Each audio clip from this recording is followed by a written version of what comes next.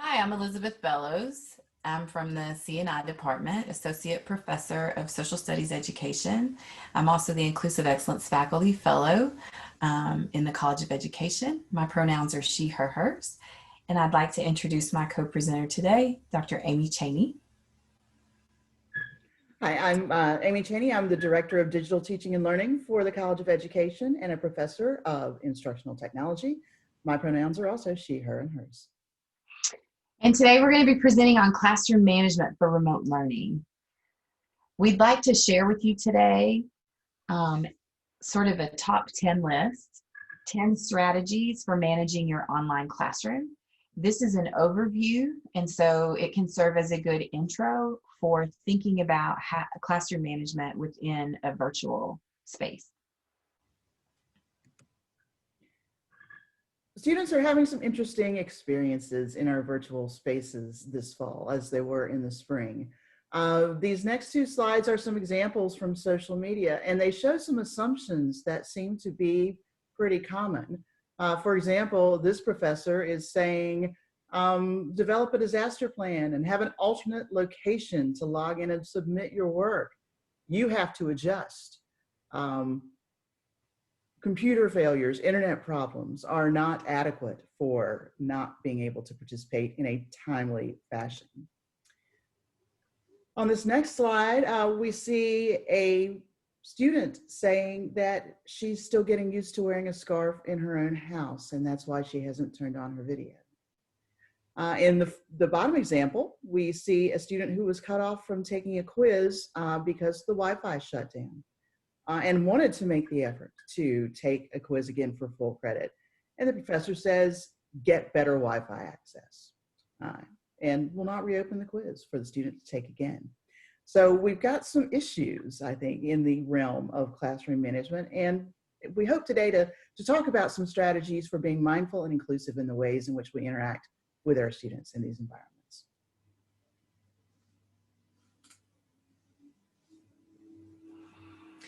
I think Honey Morgan has an appropriate quote for us to take into consideration as we talk about inclusive learning in online spaces. During stressful times, heart and passion may be more important than the content needing to be covered. And we want to keep that in mind as we go through these strategies with you today. It's a good idea to start out in your online class with some group norms. And we've offered some here in both synchronous and asynchronous formats for you to consider. So for group norm development in a synchronous space, you might utilize a virtual whiteboard with sticky notes. You might be familiar with Padlet, which reminds me, at the end of the presentation, we'll have a list of resources for you. So anything that we mention here in the presentation in terms of resources, that will be included for you at the end. So the Padlet allows for brainstorming and for folks commenting on ideas. You can also use something called Talk Moves that allows group ideas to form. You can gain consensus using Talk Moves, and so that's a great synchronous discussion tool. And then, or in order to form your norms. And so make sure also that you're referring to these norms often throughout class. In asynchronous environments, you might identify safe spaces, discussion forums, or Padlet again for the sharing of ideas. As the instructor, you can compile ideas and make these available for comments in another forum. And then students can discuss or vote for or add ideas. Google Docs works well for this too. That works in real time, students sharing on one document. You can also discuss how those norms will look in a remote environment. So what does it look like? What does it feel like? What does it sound like in those environments when you develop your norms? Once you have those things in place, then we talk about the actual meetings, the time that you spend with students, and the ways in which we greet them. It's important to greet students by name in your synchronous sessions. It makes them feel like they're an actual part of what is happening. It's also really important to think about pronouns. Allow students to introduce themselves both so that you can understand the ways in which they pronounce their names and the pronouns that they choose. They can also, you also as an instructor can consider the rename function in Zoom so that people's pronouns are included and everyone is addressed in the ways that are appropriate to them.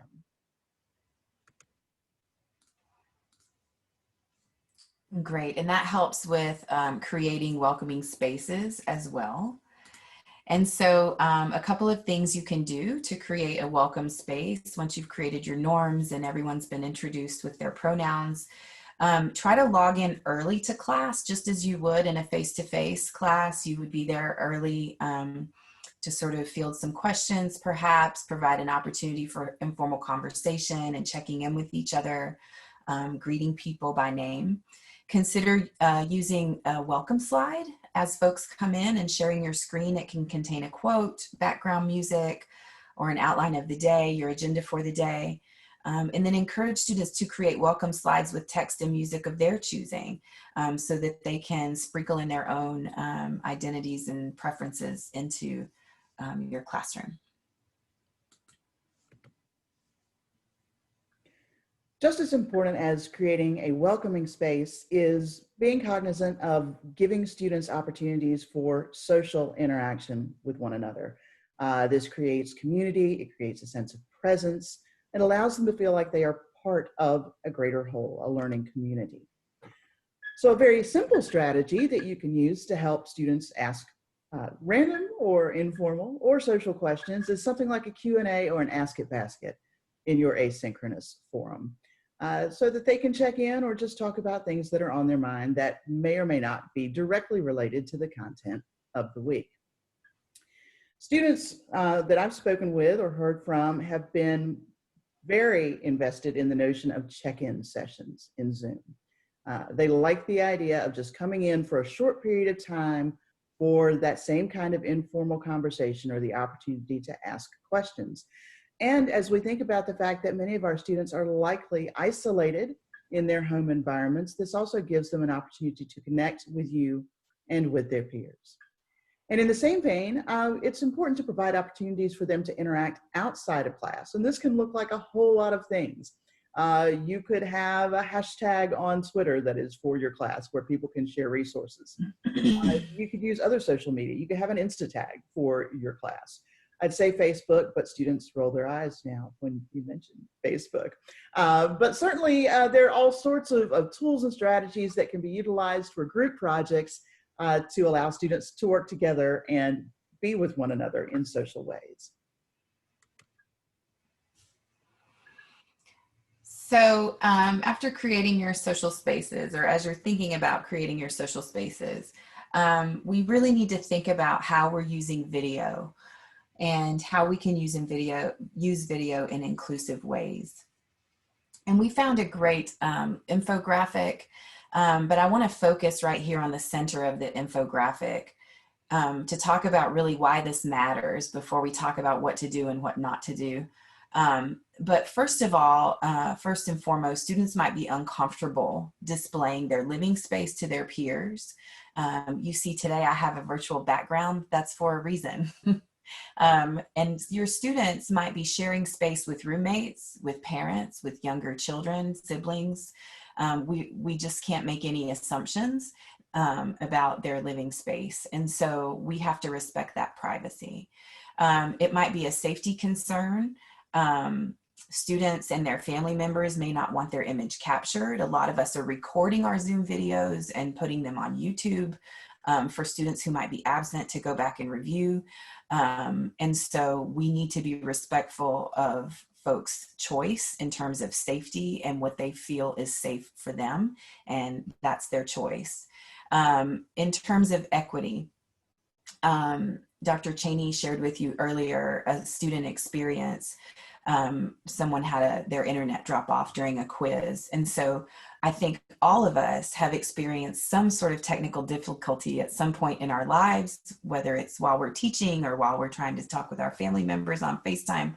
And so we need to be sensitive to equity issues in terms of reliable internet access, low bandwidth, devices without video capabilities, or limited access to a device. I know in my house for a while we were sharing devices, and so Before we figured out the rename feature on Zoom, sometimes the wrong name would come up. And so we can't hold students responsible for their internet access or the video capabilities that their particular device has. So we need to be cognizant of that. And if they're logging in and they're making effort, we need to be sensitive to their needs. Finally, students might feel shy or anxious to be on camera. There could be a number of personal reasons that we couldn't list here, such as the student who was getting used to wearing a scarf in her own home and didn't feel comfortable being on video. So because of that, we recommend that you don't connect students' video use and eye contact to participation points or grading or attendance. I had a student ask me yesterday if she showed up to class and she wasn't feeling well and turned her video off, would I count her absent? And so the fact that she even had to ask me that question really made me think about this in terms of equity. Please don't remove students from the meeting if their videos are not on. Please don't trick students into turning on their videos. And please don't give extra credit to students who have their video on or more participation points for having video on. Instead, let's think in a more inclusive way. Let's think about choice. Let students decide whether to turn it on, keep it on, and allow them to use blurred backgrounds, virtual backgrounds, whatever makes them feel comfortable. Do a real-time check-in, ask questions often to assess student understanding, provide multiple ways for them to engage throughout your class, allow them to respond via audio or virtual meeting tools. The chat box is really useful here, polls and nonverbal reactions. I find that useful as well. And so there are multiple ways to check in without having them be visible on the screen. You can use digital assessment tools as well. You can collect different types of data. Think about using Google Forms or some of these other resources here, Poll Everywhere, and even in an asynchronous environment, something like GroupMeet, where you can asynchronously work on things together and have a conversation going, can help you with assessment and engagement as opposed to a punitive attendance taking through video.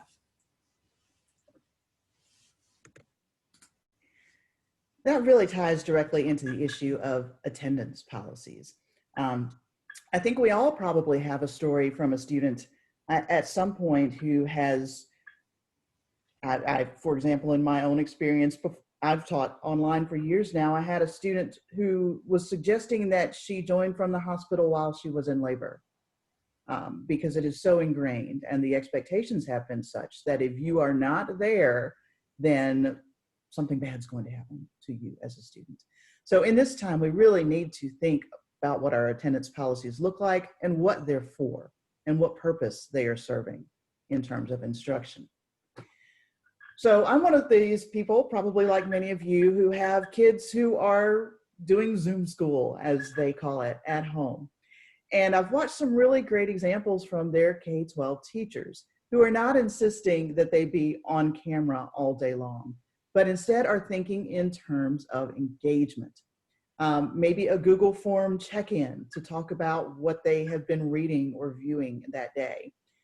Sending them off to do group work or to do individual work, and perhaps coming back in later in a class period to talk about the things that they've done. There are lots of ways to check, if check is the word you want to use, or assess whether students are engaged with content without necessarily having to have them in a space at a time. And in many cases, learning goals can be achieved more easily when we're thinking in these terms. It's also extremely important, as Dr. Bella has mentioned earlier, to record sessions for those who cannot attend.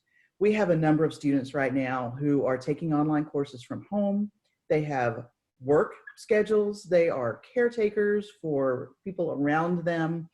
And they still want to actively participate in their education, but there may be a number of reasons why they can't be in a place at a time. So us being proactive about recording our sessions and making those available through recordings, transcripts, notes, etc., is a real service to them and can aid in their engagement when attendance is sometimes just not possible.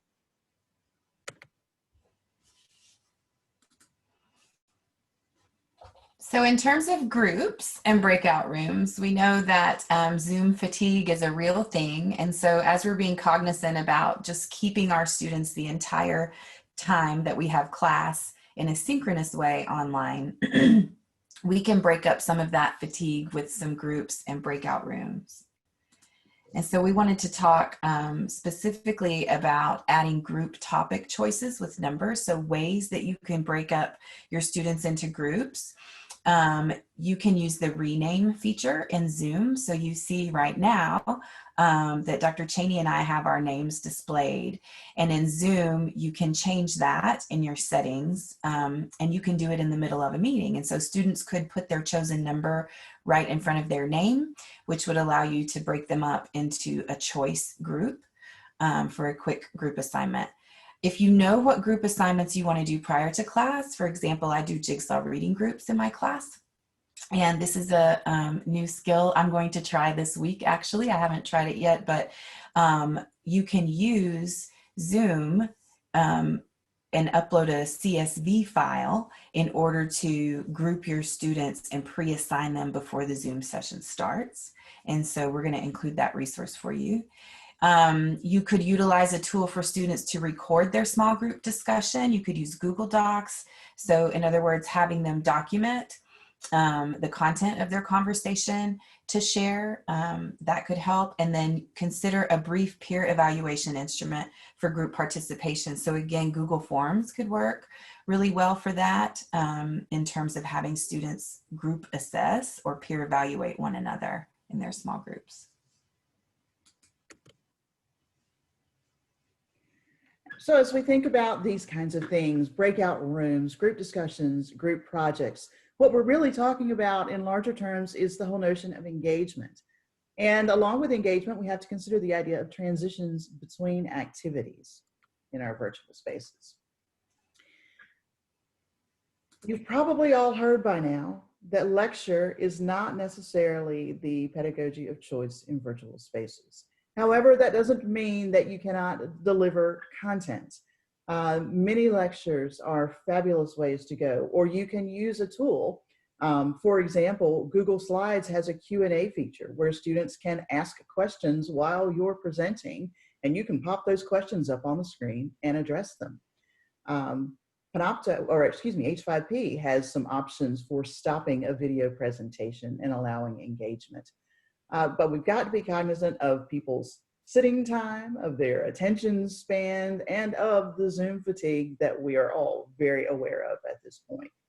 The key is to think in terms of varying activities and transitioning between them in a way that makes sense.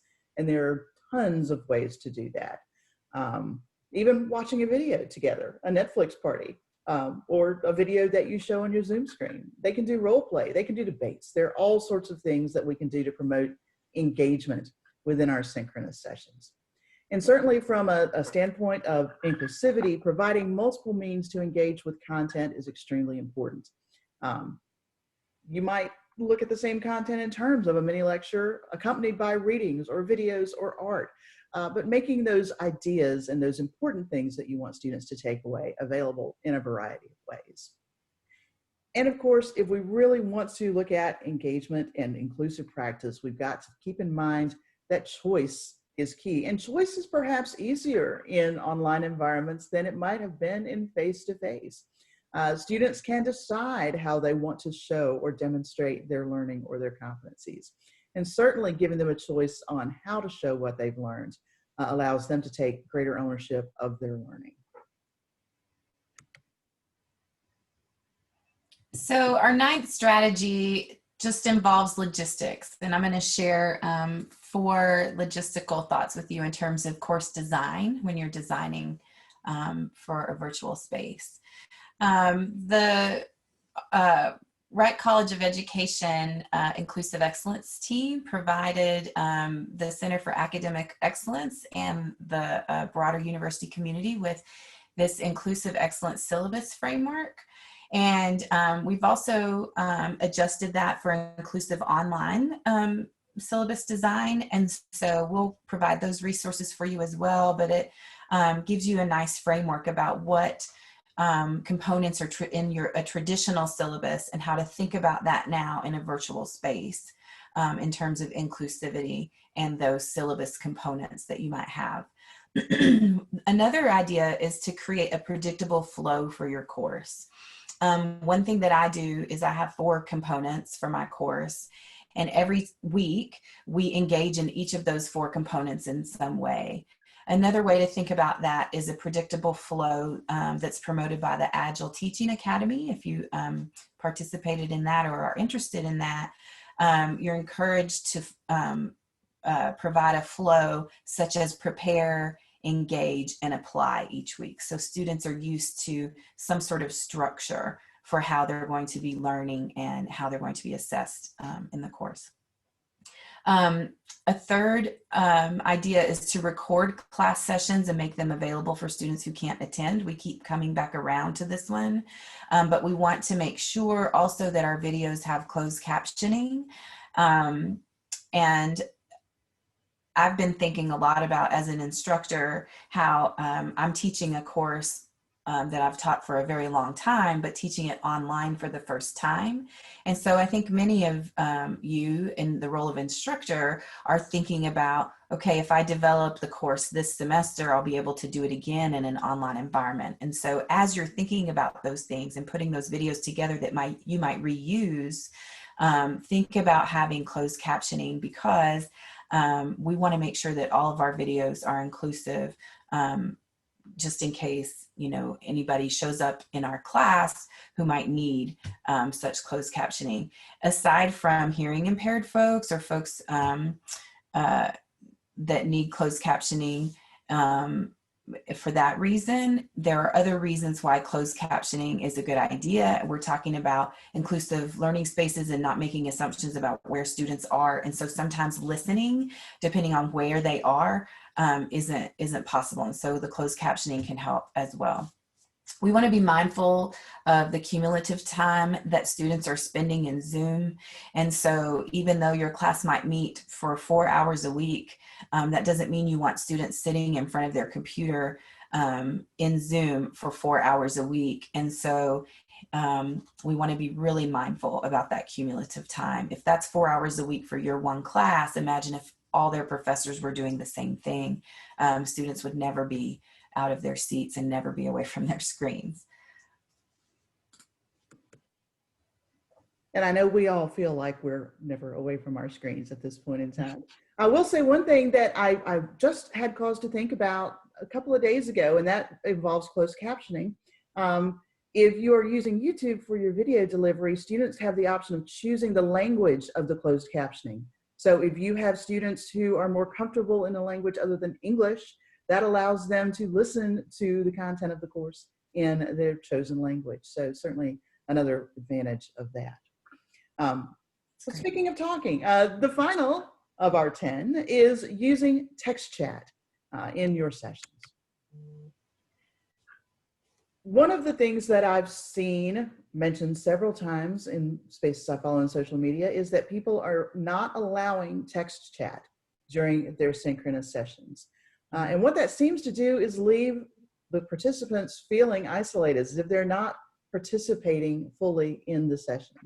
So certainly I think that as instructors, we want to encourage students to engage in text chat, to ask questions, to add thoughts, etc. You learn pretty quickly teaching online that there are lots of people who are very comfortable speaking, being on video, being on camera. There are also lots of people who are uncomfortable with all of those things, but will engage very readily in text format. So having all of those things available is important. The text chat for you as an instructor is also a great way to frame breakout room discussions. If you have a set of questions that you'd like groups to address, you can put those in the text chat, and when they've gone to their breakout rooms, they can come back and look at the questions and make sure that they are discussing the things that they're supposed to be. If you are doing mini lectures or doing something instructor-driven, it's a good idea to build in breaks.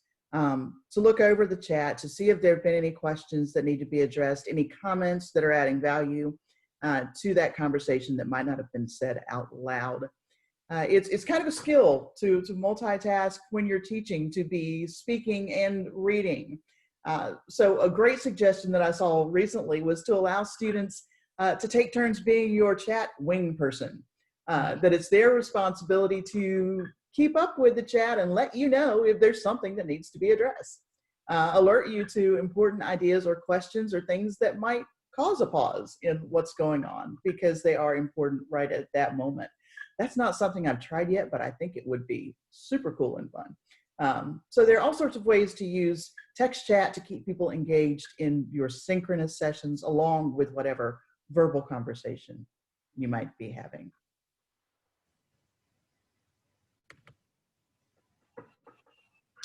Well, we appreciate your attention today and hope that as you think about your management style in your online space, that you think also about inclusivity and being sensitive to the needs of our students in this particular time and space. And so we've included these resources for you that we mentioned. And we just want to, again, thank you for your time and attention, and invite you to reach out to either one of us if you have questions, comments, or anything to add to what we've included here today. We know that in this day and age, things are changing rapidly and quickly. And so we welcome your thoughts and comments and additional resources that we can include with this video, and wish you luck in your online teaching.